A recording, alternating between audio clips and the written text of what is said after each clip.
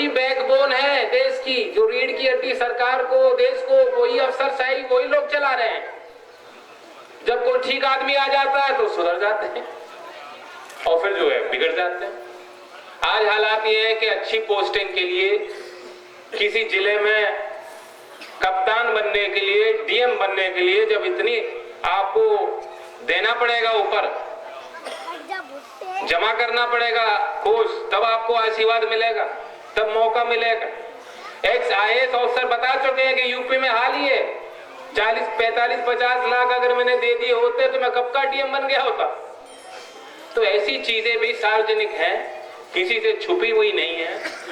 और दुर्भाग्य है कि यहाँ भी थानों के अंदर लिखना पड़ता है कि यहाँ दलालों का प्रवेश वर्जित, लिखना पड़ता है, लेकिन कोई किसी को फिक्र है नहीं। सब काम चल रहे हैं, सब चीजें जो है माफिया के हाथ में है, संगठित गिरोह के हाथ में है। आम आदमी पिसता जाता है, उसी के नाम पे योजनाएं बनती हैं। पेंशन योजना 2 साल रोक करके सरकार नई योजना लाई कि समाजवादी पेंशन है, सबको मिलेगी, लेकिन इतनी शर्तें रख दी। और उसमें क्या हुआ, अमरोहा के कुछ साथी बैठे हैं, उनको पता है कि वहां खुलासा हुआ, सरकारी अधिकारी ने, 4th क्लास के ने, सबके अपने रिश्तेदार और कम से कम 1500, 2000 नाम ऐसे फर्जी उसमें जुड़वा दिए जो शायद वो है ही नहीं कहीं, लेकिन उनके नाम पे पैसा कटता गया, निकलता गया। मुझे आशंका जनधन के खातों को भी लेकर है, और सुनने में आता है कि आधार कार्ड भी बहुत नकली बने हैं। तो ये जो व्यवस्थाएं हैं इनको सुधारना पड़ेगा। कैसे प्रशासनिक सेवाओं में सुधार हो, पुलिस के सेवा स्तर में उछाल आए, भ्रष्टाचार पे हम लगाम लगाएं, इसके लिए कोई उपाय ढूंढने पड़े। एक जो बहुचर्चित मुद्दा चल रहा है पूरे देश में, इस पे भी यार बातें रखी गई, बात सही थी, कुछ हद तक सही है कि आप दंड किसे देंगे और कुकर्म किसका है। इस देश में जो सबसे अमीर 10% लोग हैं, 80% से ज्यादा देश के संसाधन उनके हाथों में है, धन उनके हाथों में। अब उसमें अकाउंटेड धन भी है और अनअकाउंटेड भी है, ब्लैक भी है, व्हाइट भी है, और कुछ बीच वाला ग्रे भी है। बीच वाला इसलिए कह रहा हूं, ज्यादा उनके पास वही है जो जिस पैसे को सर्कुलेशन में रखते हैं, किसी गद्दी में नहीं रखते, किसी तिजोरी में नहीं रखते, किसी तकिए के नीचे नहीं रखते हैं। और इसलिए उन लोगों को कोई आवश्यकता नहीं। जो 10% वे लोग हैं, उनमें से कोई आपको किसी बैंक के आगे किसी कतार में खड़ा हुआ नहीं मिलेगा, उनका कोई रिश्तेदार नहीं मिलेगा, उनके कर्मचारी मिल सकते हैं, उनके भेजे हुए और लोग मिल सकते हैं, लेकिन उनमें से कोई किसी को कोई कष्ट नहीं है। तो सरकार को सोचना चाहिए जब कोई नीति बनती है, वो नीति का, उस नीति का उद्देश्य क्या है, सोचना चाहिए। जब ये क्रियान्वित होगा तो इसका असर अलग अलग तबकों पे पड़ेगा क्या। हमारे देश में इतनी विविधता है, इतना बड़ा देश है, कोई सरकार सोचे कि हमने कानून बना दिया और लागू हो गया, दिल्ली में बैठ के हमने नीति बना दी, लागू हो गई, इतना आसान नहीं। बहुत कष्ट लोग झेल रहे हैं। 13 दिन के बाद सरकार जागी। पहले तो परसों अखबार में मैंने पढ़ा कि कृषि मंत्रालय ने मांग की है कि खाद और बीज खरीदने जा रहा जो किसान है उसको कष्ट न मिले, पुराने नोट उसके स्वीकार होने चाहिए, कृषि मंत्री ने लिखा। उस समय वित्त मंत्रालय ने इनकार कर दिया कि नहीं, इससे जो है काला धन उत्पन्न होगा, सिस्टम में आएगा, हम नहीं चाहते। और पता नहीं क्या हुआ, एक दिन में सरकार बदल गई। सरकार ने कल छूट दे दी कि हम बीज खरीद सकते हैं, और बीज खरीद सकते हैं, खाद नहीं खरीद सकते। ये क्या बात हुई, कोई व्यवहारिक बातें हुई। पहले कहा कि 4, 4,500 ले लो, फिर कहा 2,000 ले लो। पहले कहा किसी बैंक में जाके कर लो, अब कहा कि जिस बैंक में खाता है उसी बैंक से आप ले सकते हो, चेंज करा सकते हो। अब दिल्ली में कोई काम कर रहा है मजदूर, गांव में उसका खाता खुलवा रखा है उसने, वो वापस जाएगा क्या, कहां से लेगा, क्या करेगा।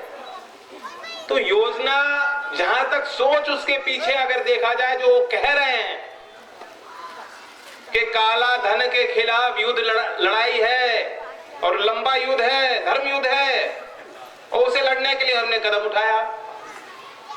मैं आपसे पूछना चाहता हूं, यहां कोई आदमी नहीं होगा जो इसकी निंदा आलोचना करे, कोई आदमी नहीं है। हमें आपको डरने की क्या जरूरत है? आप में से कोई कालाबाजारी करने वाला है? बताओ, किसी ने, कोई स्मगलर तो नहीं आया यहाँ? स्मगलिंग तो नहीं करते? कोई अवैध धंधा है किसी का यहाँ? तो सवाल ये है, एक तरफ तो है अवैध धंधे जिनसे काला धन बनता है, कल बनता था, परसों बनता था, कल बनेगा और परसों बनेगा। यदि सरकार उन पे लगाम लगाए, धंधा करने वालों को रोके टोके, 10% पे लोग जो हैं जिनके हाथ में 80% देश है, मुझे शंका यह है कि अगर यही सिस्टम हो गया, कहीं ऐसा ना हो कि कल ये आंकड़ा 90% पार करता है। बुनियादी बातें हैं जिनको पकड़ना पड़ेगा सरकारों को कि भ्रष्टाचार उत्पन्न कहां से होता है। जब भी असंतुलन हो, आपने एक डीएम को पूरी छूट दे दी कि कहां भूमि अधिग्रहण होगा, कौन सी जमीन एक्वायर होगी, किस रेट पे होगी, तो आप तय करो। पहले तो यही सिस्टम था। अंग्रेज अपना कलेक्टर बना के छोड़ गए थे। कलेक्टर का बड़ा भय हुआ करता था, कलेक्टर राजा था। और लोकतंत्र में भी मैंने देखा, मैं जनप्रतिनिधि था, एमपी से, विधायक से, प्रधान से, जिला पंचायत मेंबर से तो आप सवाल पूछ लेते हो। डीएम से जो है आम आदमी जाके सवाल उस ढंग से नहीं पूछता।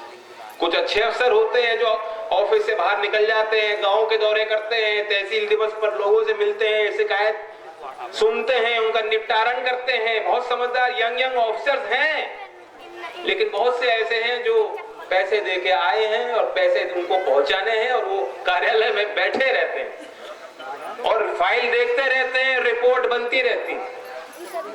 आपने भी देखा है, आपने भी महसूस किया है, कई सरकारों को देखा है, कई सरकारों के कामकाज को आपने भुगता है, देखा है नहीं, भुगता भी आपने। तो सवाल यह, अगर ज्यादा पावर आपने किसी ऐसे व्यक्ति को दे दी जिसकी जवाबदेही कुछ नहीं है, तो भ्रष्टाचार होगा। भारतीय जनता पार्टी की सरकार की पहली प्राथमिकता जब बने थे, उन्होंने कहा कि हमें एक कानून बदलना है, भूमि अधिग्रहण कानून बदलना। क्यों? वही जो बड़े मुश्किल से हमने कहा था कि मालिक की सहमति होनी चाहिए, अगर मालिक सहमत नहीं तो जमीन आपकी नहीं, और देश हित में है तो हमें कोई आपत्ति नहीं। यही नारा देके हमने नया कानून बनाया था, उसमें संतुलन था। भ्रष्टाचार पिछले 30 सालों में उत्तर प्रदेश में कहां से आया पैसा? यादव सिंह हर जिले में है, पोल खोलने की जरूरत नहीं, सरकार को पता रहता है कौन यादव सिंह है, कौन भैंस चोर है, कौन खनन माफिया है। सब माफिया की जानकारी सरकारों पे, सरकारी तंत्र पे है, एलआईयू पे रहती है, पुलिस तंत्र को मालूम है, लखनऊ तक पता रहता है, कोई नई बात नहीं। आप उसी तंत्र को, अंग्रेजों के उस कानून को क्यों लाना चाह रहे थे? 30 साल से पैसा जो भी सरकार आई, नोएडा, मेरठ, गाजियाबाद, मुरादाबाद, बड़े बड़े शहरों से यहीं से उगाही कर करके, यहीं की जमीनों पे दलाली कर करके सरकारों ने कमाया है। बताइए कमाया कि नहीं कमाया? कमाया। और एक मुश्किल से कानून बना, इतने सालों के संघर्ष के बाद, जिस संबंध में चौधरी चरण सिंह जी ने लिखा था, प्रयास किए थे, उनकी भी सोच थी, और आपने आके कहा कि ये कानून बदल दे। आरटीआई को कमजोर आप करना चाहते हो, जवाब आप देना नहीं चाहते। पॉलिटिकल पार्टीज आरटीआई में आ जाएं, क्यों नहीं आती? जितने राजनीतिक पार्टियां हैं, तय कर दें कि बड़ी बड़ी कंपनियों से हम डोनेशन लेके चुनाव नहीं लड़ेंगे। क्यों नहीं करते? आपके लोकदल को कोई अंबानी अदानी डोनेशन नहीं देता, कोई नहीं देता। मैं तो खुले मन से कह रहा हूं, आप अदानी के हेलीकॉप्टर में घूमेंगे, अंबानी के ऐड में आएंगे, कहेंगे जियो का फोन उठाओ, इंटरनेट इस्तेमाल करो, पेटीएम डाउनलोड करो और खाकड़ा खाओ, ढोकला खाओ। कौन मान लेगा? हमें डरने की कोई जरूरत नहीं है। आप तय कर दीजिए। बड़े औद्योगिक घराने से पैसे लेके राजनीति कर रहे हैं और हिदायत दे रहे हैं, तो ठीक है, जहां तक भ्रष्टाचार के खिलाफ लड़ाई हो, हम आपसे भी आगे पाएंगे, हम लड़ाई लड़ेंगे। यहाँ कोई कालाबाजारी करने वाला नहीं है, कोई दलाली करने वाला नहीं, सब ईमानदार है। चौधरी चरण सिंह जी को मानने वाले हैं, मन में रखते हैं, हृदय में रखते हैं, वे आदर्श हैं। लेकिन सवाल ये उठता है कि जब आप कोई कानून लाएं, कोई नीति लाएं, उसका असर तो देख लीजिए, सोच तो लीजिए क्या फर्क पड़ रहा है, किस पे पड़ रहा है। पूरा पूरा दिन लोग काट दें, हर एक आदमी को मुजरिम बना दिया। मेरी मांग है, ठीक है, इसके कुछ बुरे परिणाम होंगे, कुछ अच्छे होंगे, दूरगामी परिणाम पे भी प्रश्न चिन्ह है कि अर्थव्यवस्था पे क्या असर पड़ेगा, ये भी देखना है। लेकिन हम सरकार के साथ, किसी आम आदमी को इसमें दिक्कत कष्ट नहीं होना चाहिए। और मैं एक पहलू को छूना चाहता हूं जिसपे अभी शायद आपकी नजर नहीं है, और ये सबसे महत्वपूर्ण, ये जो बेल्ट है प्रमुख रूप से यहाँ कैश क्रॉप गन्ने की फसल है। और हम और आप जानते हैं कि सरकारों की नाकामी के कारण समय पे भुगतान हुआ नहीं। 4 साल में अब 25 रुपए बढ़ाए हैं, इसे भी जो है ज्यादातर किसान अस्वीकार कर रहे हैं, लेकिन इसलिए चुप है, उन्हें लगता है कि चलो इतना ही मिल जाए तो बहुत, इतना ही हमें नहीं मिला। ये गहरा अविश्वास है कि आप घोषित करते रहे दाम, और 2 साल 3 साल तक जब पेमेंट ना हो, कोर्ट के आदेश आपके किसानों के पक्ष में है। और वैसे तो केंद्र सरकार ने भी दावा किया कि हम दिलाएंगे, मोदी जी ने कहा था, और अखिलेश जी ने कहा कि किसान का वर्ष है। धर्मेंद्र यादव आए थे मेरठ में, वहां ऐलान कर गए थे कि हम पेमेंट सारा हो गया, जो कि हुआ नहीं। तो पहले तो हम पे ये मार पड़ी, अब जो है बुआई नहीं कर पा रहा किसान, धान के फसल तैयार खड़ी, और जो तैयार करके मंडी पे किसान बेचने जा रहा है तो कोई मिल रहा है मंडी में? क्या भाव है बताओ? 1200, 1300, 1400 है, वो भी आज वो भी नहीं मिलेगा। 700, 800, मैं भी सुन रहा हूँ, मैं भी जानता हूँ भाई, 1000 के नोट पुराने। तो इसलिए एक तो जो मंडी की मार हमने झेली, आज किसान परिवार पे कोई पैसा नहीं है, और किसान और मजदूर का जो स्वाभाविक गठजोड़ है, जो निर्भरता है आपस में, जो रिश्ता है, उस कारण से आप देखिए मजदूर के जेब में कोई पैसा नहीं। गांव में सबसे गरीब तबके को सीधा प्रभाव पड़ रहा है इस चीज का। तो मैं कहना चाहता हूं सरकार को सोचना होगा। आज बड़े बड़े दावे हो रहे हैं कि काला धन खत्म हो गया, सरकार कह रही है कि लाखों करोड़ हमने ले लिए, 4 लाख करोड़, 5 लाख करोड़, और अब दुर्भाग्य है कि हमें प्रधानमंत्री कहते हैं, लेकिन फिर भी हमें चेक करना पड़ता है कि सही कह रहे हैं कि गलत कह रहे हैं। ये भी चेक करेंगे, लेकिन वो कह रहे हैं कि 5 लाख करोड़ जो हमने बैंकों में जमा कर लिया। मैं आपसे पूछना चाहता हूं, ये पैसा किसका है? किसका पैसा है? पहला अधिकार इस पैसे पर, इस धन पर किसका बनता है? जोर से बोलो। लेना चाहते हो कि नहीं लेना चाहते? आप देख नहीं रहे क्या हो रहा है? 7000 करोड़ 63 डिफॉल्टर कह दिया जी, अब एनपीएस हमने हटा दिए, अब जो है उनसे वसूली नहीं होगी, लेकिन हम लेंगे पैसा उनसे। क्या मतलब है? अब एनपीए भी नहीं है वो, और आप तब भी उनसे पैसा लोगे? नहीं जी, वो तो अकाउंटिंग है जी, अब वो खाता में हमने यहाँ लिखना था वहां लिख दिया। ये सब चलता रहेगा। आप देखोगे पैसा आप जमा करोगे लाइन लगाकर, और लोन लेंगे ये लोग, और वही जो है ब्लैक का ग्रे और ग्रे का व्हाइट, यही लोग उसी को घुमाएंगे पैसे। तो इसलिए आज जो है आप अपनी आवाज बुलंद कर लो, संगठित कर लो। मैं आपके बीच में पहली घोषणा इस कार्यक्रम की आपके बीच में बिजनौर में कर रहा हूं अपने लोगों में, और इसकी चर्चा फैला दीजिए। तारीख तय करेंगे, जंतर मंतर पे सब लोग गांठ बांध लीजिए, चलेंगे और एक स्वर में बोलेंगे, ये पैसा हमारा है, किसान को लौटाइए, किसान के कर्ज माफ होने चाहिए, तब हम मानेंगे कि सरकार ने। वरना हम कोई बिल नहीं चुका सकते। कोई वसूली आपसे होगी तो कहां से दोगे पैसा? तो पैसा आ रहा है, सारे काम ठप। जब रोज लाइन में खड़े होकर आप लगोगे, कोऑपरेटिव बैंकों को क्यों बंद किया गया? 10 लाख करोड़ आपका धन जो है इस सिस्टम में है, 1 लाख ब्रांच है पूरे देश में, करोड़ों लोग उस सिस्टम में हैं, उसको आपने बंद कर दिया। कह रहे हैं क्या चलो भ्रष्टाचार, भ्रष्टाचार है तो भ्रष्टाचार को रोकने की जिम्मेदारी किस पे है? आरबीआई, सरकार। किसान का क्या दोष है? कोऑपरेटिव सोसाइटी के मेंबर का क्या दोष है? गांव के लोगों का क्या दोष है? ये बाहर भी आप ही उठाओगे, सीमा का बाहर भी आप ही उठाओ, और देश को साफ भी स्वच्छ भी आप ही को करना है, पैसा भी आप ही का लगेगा। तो इसलिए आप इस पे बहुत ही तीखी नजर रखें कि ये पैसा कहां जा रहा है।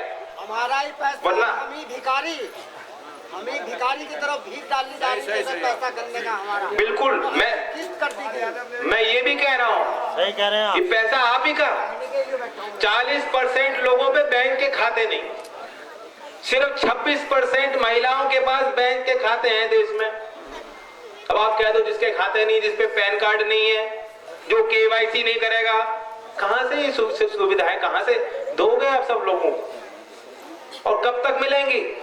कितने देर इंतजार करें? 50 दिन। 50 दिन में कितने लोग मर लेंगे, कितने काम ठप हो जाएंगे? तो इसलिए दवा तो कड़वी है, और कड़वी दवा भी हम घूंट लेके पी लेंगे, स्वीकार लेंगे। जब आपने कहा देश के लिए कर लो, तो देश के लिए किसान तो पीछे हटता नहीं। आपने कभी पीछे ऐसे पीठ दिखाई नहीं है, छाती पे गोली खाते हो, और मेहनत करने वाले लोग। लेकिन कहीं दवा इतनी कड़वी ना हो कि मरीज भी मर जा। हाँ, और ये जो अविश्वास है, जो अविश्वास पैदा हो गया कि बैंक में जमा करोगे पता नहीं कितना निकाल पाओगे, कब निकाल पाओगे, इससे भी तो कष्ट हो रहा है। आज आदमी जो है नया नोट लेके कह रहे हैं तो चूरन का है, और ऐसे हिला हिला के देख रहा है कि इसमें कहीं डेट ऑफ एक्सपायरी लिखी होगी, जैसे दवा का पत्ता हो। तो इन चीजों को भी सरकार को गंभीरता से लेना चाहिए, इस सिस्टम को दुरुस्त करना चाहिए हम उनके साथ। और ये तय कर लीजिए अगले 2-3 दिन में घोषणा होगी, कहां से अपने पैसे जुटाओगे मुझे मालूम नहीं, अपने अपने साधन करके दिल्ली पहुंचेंगे, हुकार भरेंगे, सरकार से मांग करेंगे हमारे तैयार हो? करोगे? मुझे और कोई बात करनी नहीं, कोई चुनाव के संबंध में राजनीतिक बात मैं नहीं करना चाहता। बाकी आप सब ठीक करोगे जो करोगे, बस आज एक उद्देश्य था कि किसान का बचाव कैसे हो, और दिल्ली पहुंच के हम सरकार को दबाएंगे, सरकार चलाएंगे क्या? अशोक चौधरी जिला भाई 1 मिनट बैठे रहे। रविंद्र नरवाल हमारी पार्टी के युवा लोग के पश्चिम का अध्यक्ष थे, मैं उनको बुलवाना चाहता था, माफी मांगता हूँ।